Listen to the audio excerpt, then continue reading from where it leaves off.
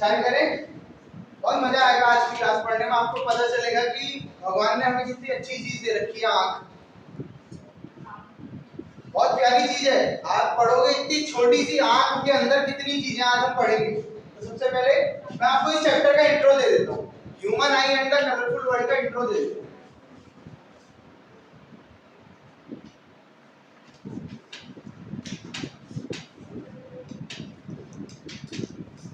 देखो ये चैप्टर अपने आप में दो चीजों में बढ़ रहा है। नाम में आपको दो चीजें दिख रही है इसमें, एक ह्यूमन आई और दूसरा कलरफुल वर्ल्ड। तो ये चैप्टर अपने आप में दो चीजों में बिखरा हुआ है, जिसमें ह्यूमन आई और कलरफुल वर्ल्ड। मतलब इस चैप्टर को दो पार्ट्स में पढ़ेंगे। एक क्या है, ह्यूमन आई है, और दूसरा क्या है, कलरफुल वर्ल्ड। अब ह्यूमन आई भी अपने आप में चीजों में बटा हुआ है।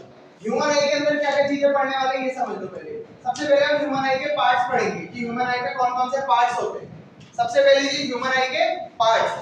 उसके बाद सेकंड जो टॉपिक इसमें पढ़ेंगे, power of accommodation. Power of accommodation सबसे इंपॉर्टेंट टॉपिक, सबसे ज्यादा इंपॉर्टेंट टॉपिक है ये, और बहुत इजी है, बहुत इजी। तीसरी चीज हम पढ़ेंगे डिफेक्ट ऑफ आईज।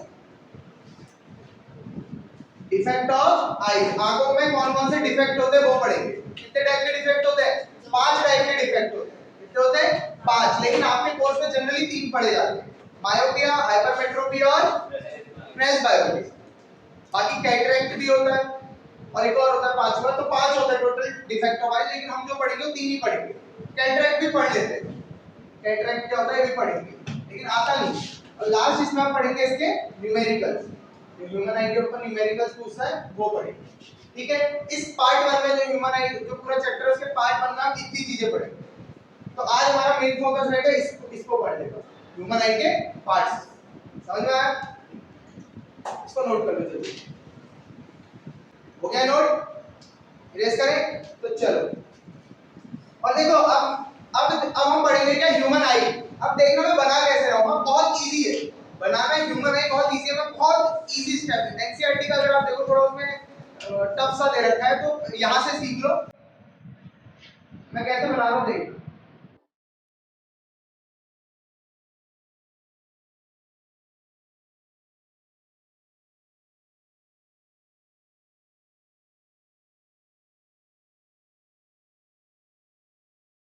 बस इतना सा है, समझ में आ रही है? बस ये इंसान की आंख यही है।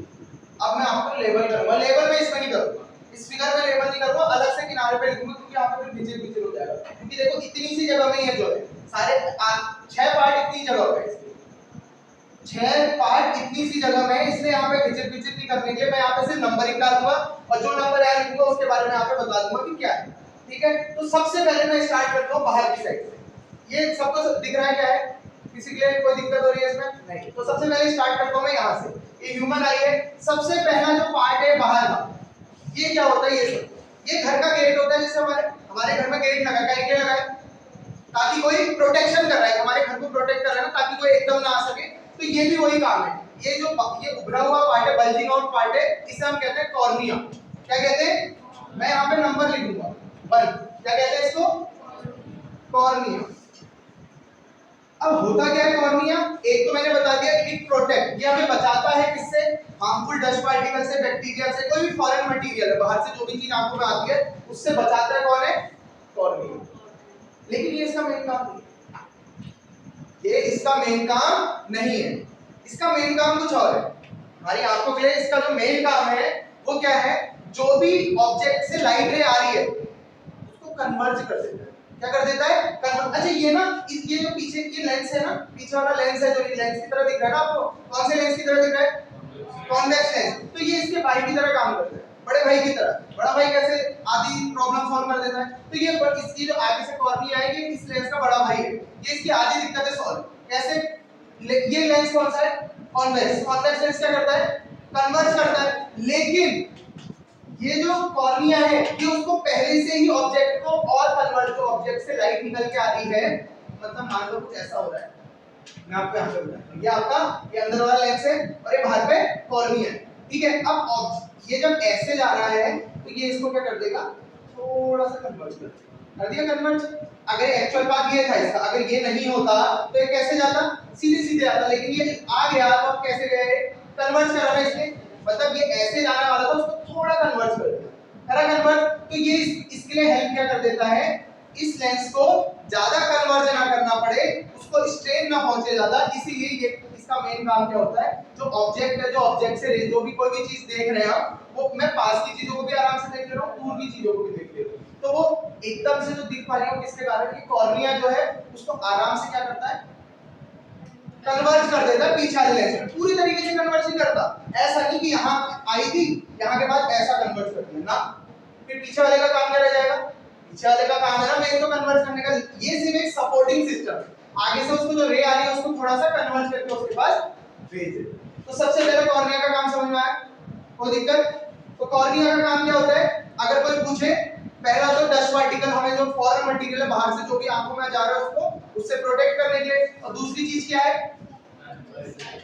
Help in converging the light rays coming from the object, वो जो ऑब्जेक्ट से लाइट रेज आ रही है उसको कन्वर्ज करने में हेल्प करता है अंदर वाले लेंस, पूरी तरीके से कन्वर्ज नहीं करता, याद रखना, ठीक है। सबसे पहला कॉर्निया समझ में आया, यहां पे लिख देता हूं, helps in converging the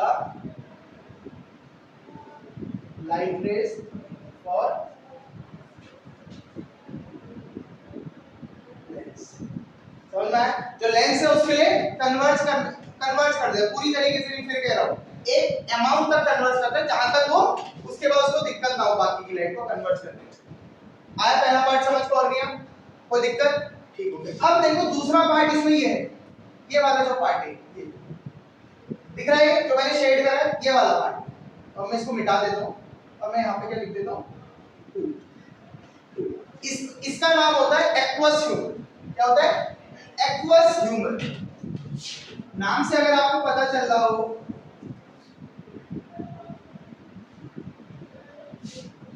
aqueous humour, aqueous मतलब पानी, ह्यूमर मतलब फ्लूइड, लिक्विड फ्लूइड, कोई भी चीज जो लिक्विड या फ्लूइड में होती है उसे हम ह्यूमर कहते हैं, ह्यूमर कहते हैं, और एक्वस मतलब क्या होता है, पानी।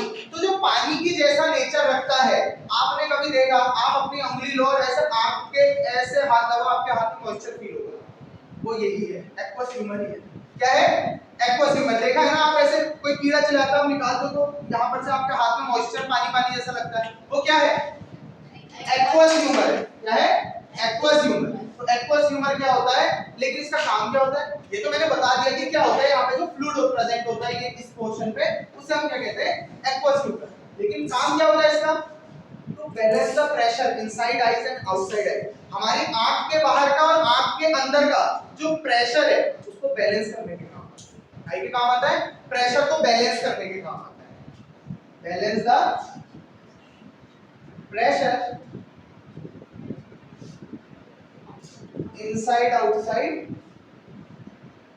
द आया समझ में, एक्वस ह्यूमर क्या होता है, कोई दिक्कत, पक्का, दूसरा पार्ट समझ में आया। अब तीसरे पार्ट की ओर मूव करो, अब देखो तीसरा और चौथा पार्ट एक दूसरे का वो है, मतलब एक के बिना दूसरा अधूरा है, तीसरा और चौथा पार्ट एक दूसरे के बिना अधूरा है। आपको तीसरा पार्ट क्या दिख रहा है, इसको मैं देता हूं तीसरा नंबर, ये जो ये डार्क कर रखा है ये क्या है मेरा तीसरा नंबर, और ये जो खाली पोर्शन है उसको क्या देता हूं, फोर्थ नंबर, ये जो ऊपर और नीचे से दो ऐसे लगे हैं ये है मेरा थर्ड नंबर, क्या है, थर्ड नंबर, और बीच में जो खाली जगह है इसे मैं क्या कह रहा हूं, फोर्थ नंबर। अब मैं इसको बहुत इजी देसी भाषा में समझाता हूं आपको क्या होता है, आप ये सब भूल जाओ अभी, खाली ये दो पॉइंट याद होनी चाहिए, समझ में आ जानी चाहिए। अब सुनो, खिड़की देखिए, खिड़की, खिड़की मान लो खिड़की ऐसी है खिड़की, क्या मुझे अभी जो मेरे जस्ट सामने होगा उसको कुछ दिख रहा होगा, मेरा मुंह नहीं दिख रहा है, थोड़ा दिख रहा है, थोड़ा दिख रहा है, थोड़ा दिख रहा है, पूरा दिख रहा है, दिख रहा है। तो ये जो ये ब्लैक वाले बनाए हैं मैंने, ये क्या है, ये खिड़की के दरवाजे हैं, ये खिड़की के दरवाजे हैं, और ये जो बीच में फोर्थ वाला पोर्शन है ना, फोर्थ नंबर का, ये बीच का जो एरिया जो धीरे धीरे खुल रहा है, बीच का गैपिंग है, ये बीच का जो गैपिंग है उसे कहते हैं हम क्या, वो फोर्थ एरिया। अब इसका नाम बताता हूं मैं आपको, आप जल्दी समझो। तीसरा वाले को हम कहते हैं आइरिस, क्या कहते हैं, आइरिस, और चौथे वाले को हम कहते हैं प्यूपिल। क्या कहते हैं? आइरिस और प्यूपिल। अब आइरिस क्या है, प्यूपिल क्या है? आइरिस क्या है? खिड़की के दरवाजे। आइरिस क्या है? खिड़की के दरवाजे। और प्यूपिल क्या है? वो जो खिड़की जब खुल रही है बंद हो रही है तो बचे हुए एरिया से लाइट अंदर आ रही है। मैंने कहा मैं खिड़की जो पीछे है उसको पूरा बंद कर दूं, तो आइरिस तब कैसा हो जाएगा? ऐसा। ऊपर वाला पार्ट यहाँ का, नीचे वाला पार्ट ऊपर का, कोई रोशनी जाएगी अंदर बाहर नहीं, क्योंकि आइरिस ने क्या कर दिया? पूरे बंद कर दिए। अब मैं कह रहा हूँ थोड़ा सा खुला है, तो ये बच, ये और ये जो दोनों हाथ है मेरे क्या है? आइरिस। आइरिस क्या है? ये दोनों हाथ है, और बीच का जो एरिया, ये वाला एरिया जो खुला हुआ एरिया, ये क्या है? प्यूपिल। क्या है? प्यूपिल। तो समझ में आया क्या होता है आइरिस और प्यूपिल? तो आइरिस और प्यूपिल, अब काम ये तो समझ में आ गया हमें आइरिस क्या होता है और प्यूपिल क्या होता है, लेकिन इसके काम क्या होता है ये समझो। आइरिस का क्या काम होता है कि कितनी अंदर लाइट जाएगी ये वही डिसाइड करता है। अंदर कितनी लाइट जाएगी कौन डिसाइड करता है? आइरिस। आप खुद सोचो ना, खिड़की से ही तो पता चल रहा है ना हमें कि अगर खिड़की पूरी बंद है तो लाइट बिल्कुल नहीं आएगी, खिड़की थोड़ी सी खुली है तो थोड़ी लाइट, पूरी खुली है तो पूरी लाइट। तो अब मैं इसका एक आपको लाइव एग्जांपल बताऊं। आप कभी एकदम अंधेरे का मतलब अंदर बैठे हो, एकदम धूप में जाओ, आंखें बड़ी होती है छोटी? छोटी। क्यों? क्योंकि आइरिस क्या होता है, आप अंदर थे तब आइरिस ऐसा था, मान आइरिस इतनी दूर था, लेकिन जैसे ही आप बाहर गए आइरिस ऐसे हो गया। क्यों? एकदम से वो, अरे ज्यादा लाइट जाएगी तो सीधे कहां पे? लेंस को अफेक्ट करेगी, हमारी आई को अफेक्ट करेगी। तो ये जो ये लगे हैं ऊपर के दरवाजे, पल्ले कह रहा हूं मैं, जो वो क्या करते हैं एकदम से एक बंद हो जाएंगे। आप देखोगे आपको पूरा ब्लैक दिखने लगेगा। क्यों? क्योंकि आइरिस बंद हो चुका है, तो आपको कुछ दिखेगा, बंद आंखों में कुछ दिख रहा है, तो आइरिस बंद हो चुकी है। तो क्या है बीच, फिर आइरिस धीरे धीरे धीरे आपकी आंखों को ऐसे एडजस्ट करता है कि आप धीरे धीरे करके लाइट वो झेल सको। तो समझ में आया आइरिस का काम क्या होता है? आइरिस क्या करता है, अमाउंट ऑफ लाइट कितनी जानी है कितनी नहीं जानी है आइरिस डिसाइड करता है, और जितने एरिया से जा रही है वो कौन सा पार्ट है? समझ में आया? तो आइरिस में मैं क्या लिखूंगा?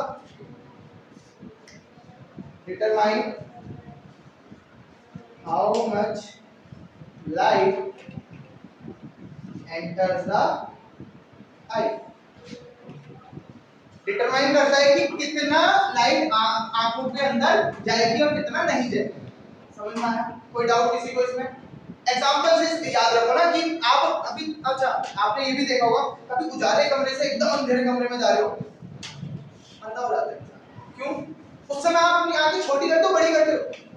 बड़ी, क्योंकि आइरिस बड़ा कर देता है आंखों को, ताकि आपको कुछ दिख नहीं रहा तो आप क्या करोगे? ज्यादा रोशनी लेने की कोशिश करोगे अंदर। तो ये जो आइरिस होता है ये इतना, ये आइरिस पहले अगर इतना था तो फिर इतना ऊपर हो जाए ताकि ज्यादा रोशनी अंदर जा सके, और जब जैसे आप उजाले में जा रहे हो तेज उजाले में तो ये इतना हो जाए ताकि एकदम से सारी लाइट अंदर ना जा सके। समझ में आया आइरिस और प्यूपिल का काम? पक्का? कोई डाउट? अब आते हैं फिफ्थ और सिक्स्थ पार्ट में। जैसे थर्ड और फोर्थ एक दूसरे के डिपेंडेंट है ना, फिफ्थ और सिक्स्थ भी एक दूसरे के डिपेंडेंट है। फिफ्थ और सिक्स्थ भी एक दूसरे के डिपेंडेंट है। अब देखो मैंने यहाँ पे कुछ ये ऐसे रेशे जैसे बनाए ऊपर नीचे ना, इसको मैं दे रहा हूँ फिफ्थ नंबर, और ये जो ये है इसको मैं दे रहा हूँ सिक्स्थ नंबर। समझ में आया? ये जो रेशे जैसे ऊपर नीचे दोनों साइड ये क्या है? फिफ्थ नंबर है, और ये जो बीच में लेंस है इसको क्या दे रहा हूँ मैं? Sixth number. सबसे पहले मैं किसका लिखता हूँ?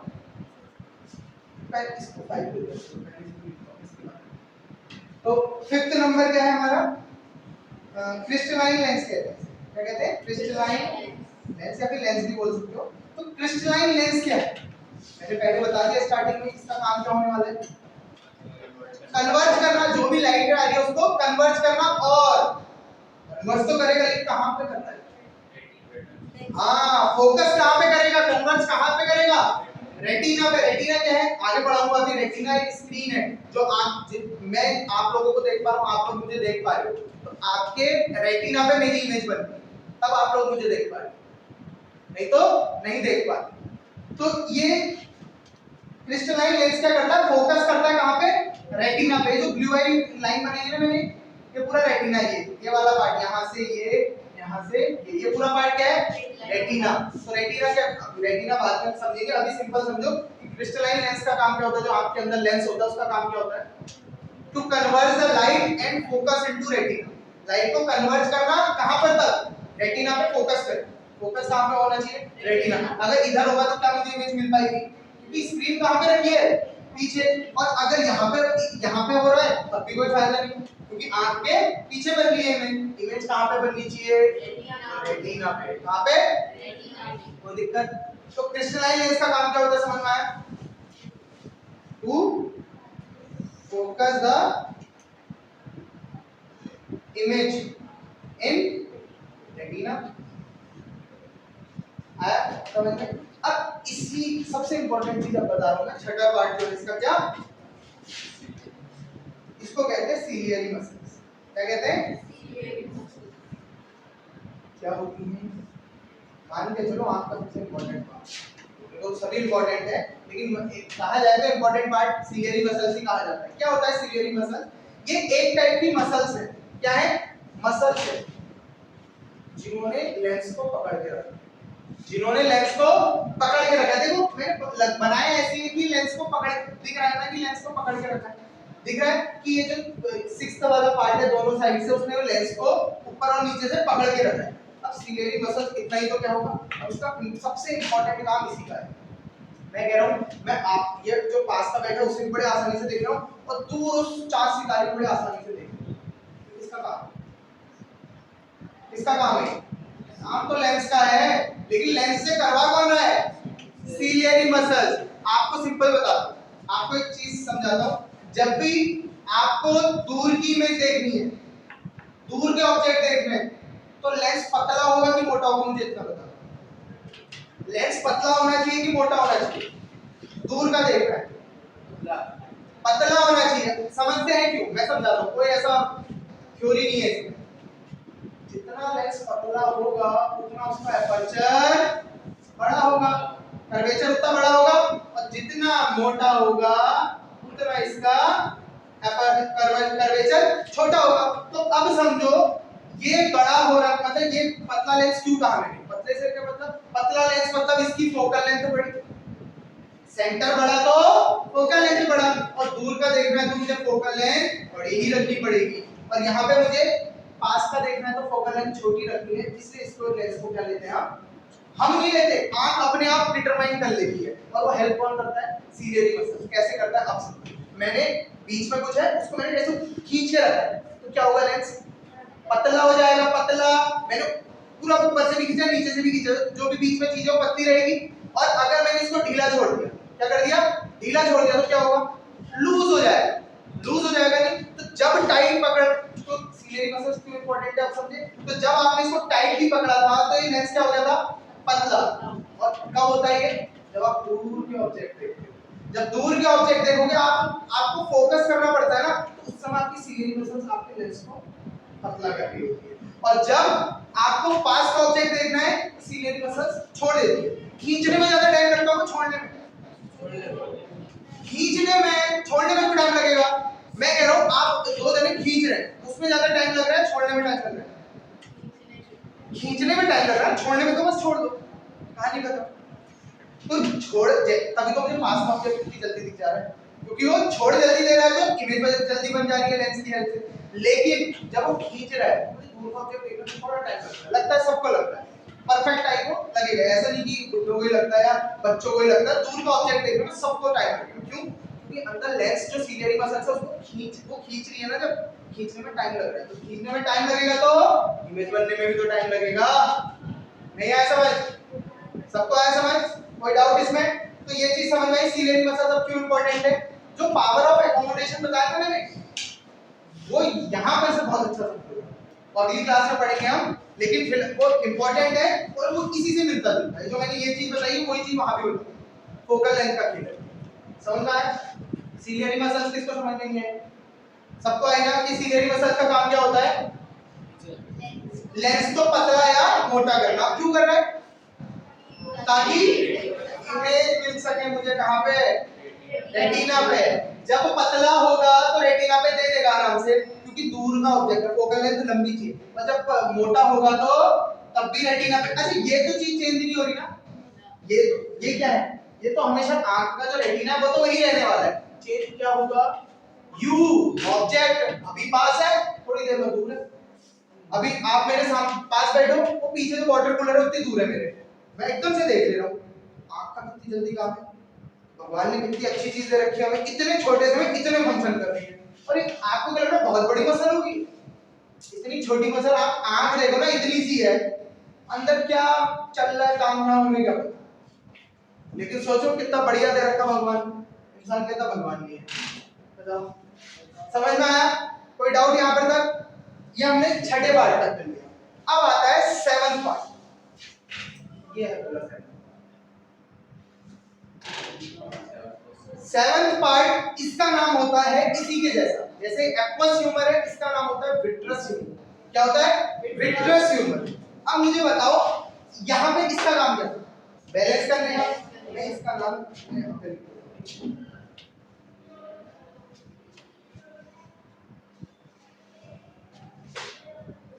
चमक तो नहीं रहा ना, फोटो वीडियो में विट्रस ह्यूमर। इसका बड़ा आसान काम। आंख गोली क्यों है? आंख गोल कैसे रहती थी हमेशा के लिए? क्यों इसमें ऐसा क्या है, मतलब कि आंख गोल है, कभी स्क्वायर, कभी रेक्टेंगल, कभी ट्रायंगल, ऐसा क्यों नहीं हो जा रहा? स्फेरिकल ही क्यों है? क्योंकि जो अंदर ये 7वें नंबर पे है जो मैंने लिखा विट्रस ह्यूमर, ये क्या होता है? जैसे यहाँ पे एक्वस ह्यूमर लिखा था, एक्वस मतलब क्या था? पानी के जैसा नेचर दिखाने वाला। यहाँ विट्रस मतलब होता है जो गाढ़ा होता है, शहद की तरह। शहद होता है, शहद, विट्रस जेली की तरह जो गाढ़ा होता है। तो विट्रस ह्यूमर, ये तो मैं बता रहा हूँ विट्रस ह्यूमर होता कैसे। विट्रस ह्यूमर कैसा होता है? ऐसा फ्लूइड जो बहुत गाढ़ा है, जो बहुत गाढ़ा है। मैं कह रहा हूँ मैंने इस बॉटल में पानी रखा है, इस बॉटल के अंदर का जो पानी है इसकी वॉल्स पे प्रेशर लगा रहा होगा, फोर्स लगा रहा होगा, हमें नहीं पता चल रहा है। कहीं पे भी फ्लूइड रखा है वो इसकी दीवारों पे फोर्स लगा रहा होगा। ये रूम पे एयर है, वो एयर इन दीवारों पे फोर्स लगा रही होगी। वो जो एयर है अंदर वो भी दीवारों पे क्या लगा रही होगी? फोर्स। इस बॉटल के अंदर जो पानी है वो भी क्या लगा रहा होगा? फोर्स इसकी वॉल पे। तो अब देखो, अब विट्रस ह्यूमर क्या करता है? विट्रस ह्यूमर क्या है? एक टाइप का फ्लूइड जो बहुत ही गाढ़ा है। तो वो क्या करता है? इसको कंटीन्यूअस प्रेशर कहो, फोर्स कहो, देते रहता है वॉल्स पे, तभी जाके इसका इस आंख का जो शेप होता है कैसा रहता है? हमेशा स्फेरिकल। कैसा रहता है? स्फेरिकल रहता है। अब कोई पूछे कि आंख स्फेरिकल क्यों? आंख स्फेरिकल क्यों है? क्योंकि जो उसके अंदर फ्लूइड होता है विट्रस ह्यूमर नाम का, वो क्या करता है? कंटीन्यूअस दीवारों पे जो उसकी वॉल्स है उस पे क्या मारते रहता है? फोर्स, प्रेशर मारते रहता है ताकि गोलाई बने रहे। आया समझ में? कोई डाउट? पक्का? 7वीं चीज। अब आ रहा हूं मैं 8वीं चीज पे, रेटिना। इस पे रेटिना।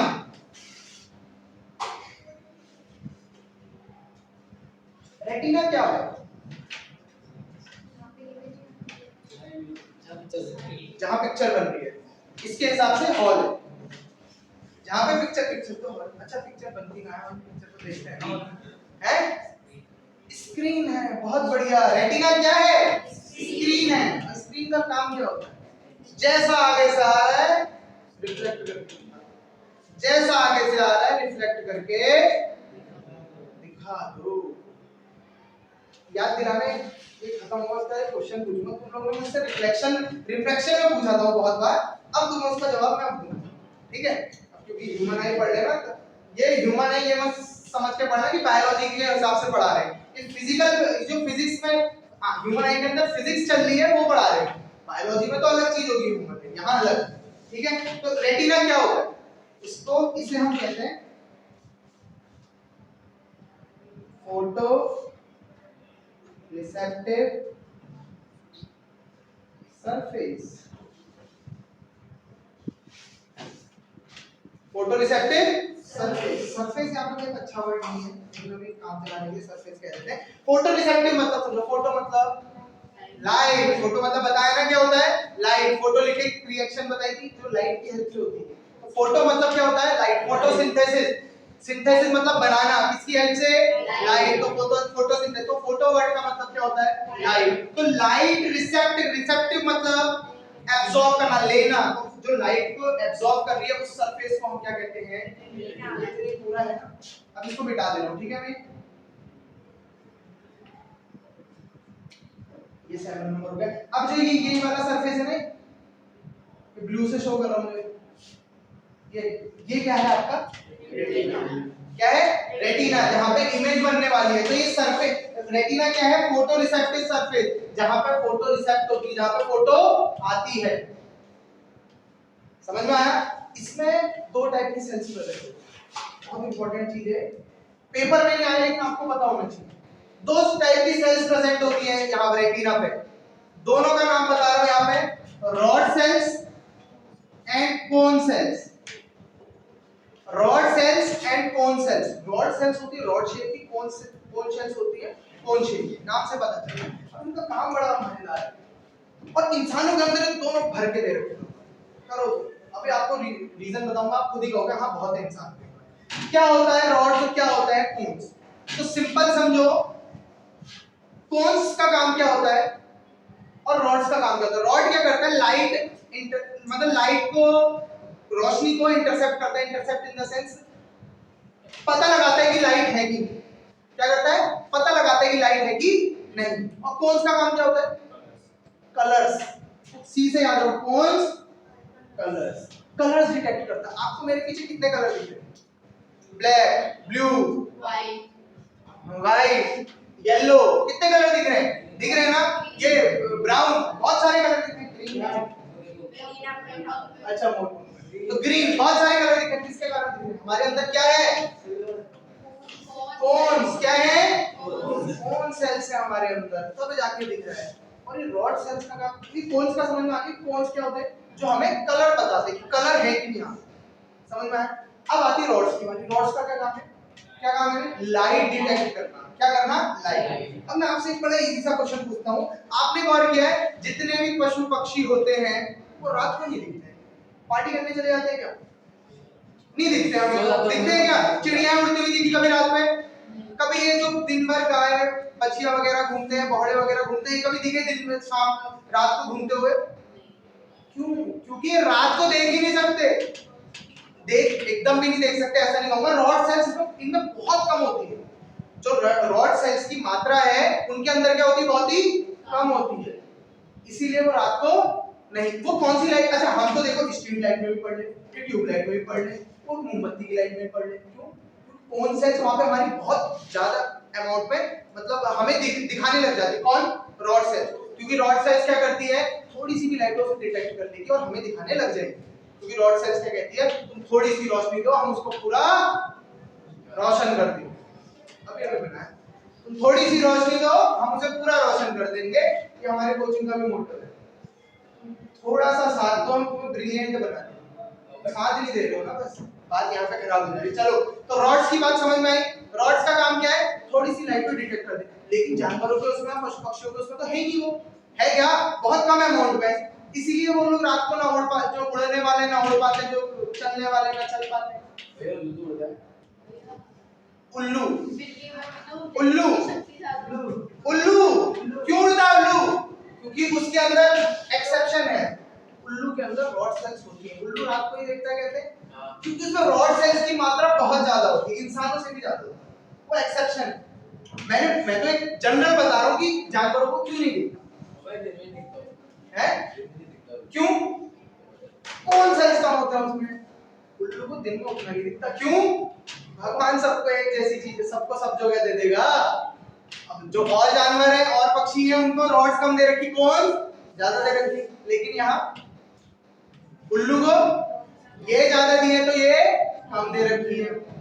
तो रॉड्स का काम समझना है, क्या होता है, क्या होता है, लाइट डिटेक्ट करने का, कि ज्यादा लाइट, कम लाइट में भी काम चला लेगा। हम इंसानों के केस का बता रहा हूँ, कम लाइट होगी तब भी दिखा देगा हमें, ज्यादा लाइट होगी तब तो दिखाएगा ही। पशु पक्षी 5 बजे बाद दिखना बंद, क्योंकि उनके लिए जो है सन की लाइट है, आज ये ट्यूब लाइट उनके लिए कुछ नहीं है, उनके सामने ट्यूब लाइट जला के बैठ जाओगे ना, उन्हें तब भी अंधेरा ही दिखेगा। समझ में आया। और आखिरी पार्ट में आ रहा हूं मैं इसके, जो 9th पार्ट है इसका, जिसे हम कहते हैं ऑप्टिक नर्व। क्या कहते हैं, ऑप्टिक नर्व। ऑप्टिक नर्व क्या होती है, नाम से पता, ऑप्टिक मतलब, ऑप्टिक मतलब ये है ऑप्टिक नर्व, अच्छा मैंने हाथ से ये है ऑप्टिक नर्व, ये है। अब एक और चीज बताऊंगा इसमें, ऑप्टिक नर्व क्या होता है, पहले ये क्या होता है कोई बताएगा, नाम से पता चलता है। नर्व मतलब तो पता चल गया चलो भाई न्यूरो के पास दिमाग में जा रही है इसलिए नर्व कहते हैं नर्वस सिस्टम से कनेक्टेड है। ऑप्टिक मतलब पता है हमें। ऑप्टिक मतलब इल्यूजन। ऑप्टिक मतलब क्या होता है? ऑप्टिक्स चश्मों की दुकानों का नाम होता है ऑप्टिकल सेंटर। ऑप्टिक्स जो दिखने में हेल्प करता है। ऑप्टिक मतलब होता है देखना, विजन। क्या होता है? देखना। तो ये ऑप्टिक नाभिक क्या करती है? ये क्या करेगी? आपके पास जो फोटो रिसेप्टिव सेल होती है, अच्छा फोटो रिसेप्टिव सेल कैसे, फोटो जो भी आपके पास इमेज बनती है, हम आंखों से देख रहे हैं लेकिन बता कौन रहा है कि ये महक है, ये गरिमा है, ये पूजा है, हर्षिता है, ये सब कुछ को कौन बता रहा है? दिमाग। कौन बता रहा है? दिमाग। तो जो यहाँ पे इमेज बनी वो एकदम से कहाँ गई? ब्रेन में। तो ये इलेक्ट्रिकल सिग्नल्स में कन्वर्ट कर देता है। जो ऑप्टिकल सिग्नल्स होंगे उनको किस में चेंज कर देगा? इलेक्ट्रिकल सिग्नल्स में चेंज कर देगा और कहाँ भेज देगा? सीधे ब्रेन के पास। ब्रेन बता देगा यार। अब देखो मेरे को एकदम कितना फास्ट, अब देखो ना कितना फास्ट एक्शन है हमारी आई का। मैं एकदम से देख रहा हूँ, अरे कैसे देखा, आंखों ने इतनी जल्दी इमेज बनाई, वहां से ब्रेन को भेजी, ब्रेन ने मेरा नाम, इसका नाम बोल दिया। ब्रेन ने ही नहीं बोला ना, ब्रेन ने मुंह को भी कहा, सेंस ऑर्गन को कहा बोल ये महक है। तो इतनी बढ़िया चीज दी है भगवान ने हमें, हम इसका बर्बाद कर रहे गाय में। टिल्टर में right swipe left swipe, TikTok बनाने में, रील्स बनाने में, क्यों में लिप सिंक करने में, चैटिंग करने में, टिंडर में आइडिया